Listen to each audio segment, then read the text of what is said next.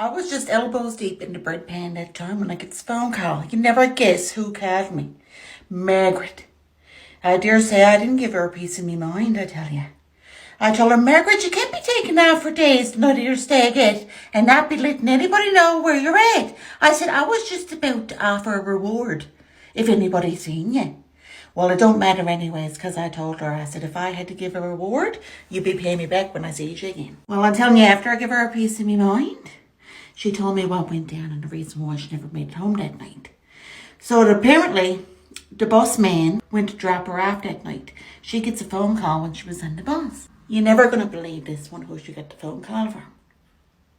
Red Truck Guy's ex-wife. The one that we thought was missing. Nobody's seen her for months and upon months. Nearly a year, I'd say. She said she got a call from her and she said she was crying her eyes out. And she said, Margaret, I needs to tell you the truth of what's going on. Now, can you believe that? After Margaret got herself together and she was thinking she was talking to a ghost or going crazy or something. Right? She did have a few drinks in her that night, so I don't know, maybe she was hearing things. Now, Margaret said that the ex-wife told Margaret that her and the Red Truck Guy have been in cahoots for months. It's all a life insurance scam. Red Truck Guy's ex-wife was considered missing and presumed dead after a while, see? And of course, guess who the payout went to? The Red Truck Guy. Guess who decided to go on the splits with the insurance? The two of them were in cahoots about it. They partnered up together. And they went on the halves. She said, I didn't have the peace of mind, she said, to keep this going. And she said, I knew you were marrying Red Truck Guy. So she said, I want to tell you the truth. Now, what would have happened if Margaret would have married this Red Truck Guy, right? Here he is hiding away 50% of the life insurance money. In cahoots with a woman that used to be his ex-wife that went missing apparently and then presumed dead. I'm telling you, I don't know what Margaret gets herself tangled up with. Then Margaret goes and asks her, like, how come you're only telling me about this now? She said, why are you only feeling bad now? She said, why didn't you feel bad months ago? She let it slip that her and Red Truck Guy got in a racket, see?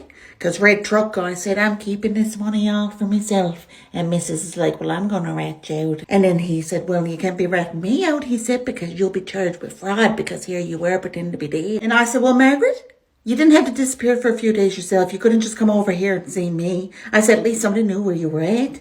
And she said, you know what? She said, when I got the phone call, she said, that night when I was on my way home, I didn't want to have to go home. She said, I didn't even want to have a look at him.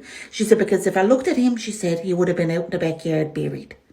Now, can you imagine? I said to her, it's a good thing it didn't end up like that, Margaret. I said, because I can't afford no bail money for you. And here Red Truck Guy is making us all believe he's making a fortune off of these Scentsy bars. Oh, my God. And then I said, Margaret, what am I going to say to the Red Truck Guy when he calls? I said, because he's been calling me every day since you left. And I said, he's still over in your house over there. Sure, he's probably got that place up in the slings now. Then she said, tell him whatever you wants to tell him. She says, I don't care. Here Margaret is put up in a hotel somewhere outside town. She won't even tell me. She said, you know what? She says, I do trust you, but not enough to tell you. I said, Margaret, when do you come back? I said, you can't be laying low at a hotel forever. I said, you got to come back at some point. And she said, I'll come back. She said, when it all dies down, little Red Truck Guy's moved on. I said, what makes you think he's going to move on anyways? He's got a place to stay over there now. That's all he cares about. I say this is a good time now for Vera to go on over and tell Red Truck Guy she's the mother. Maybe he'll go on and live with his mother.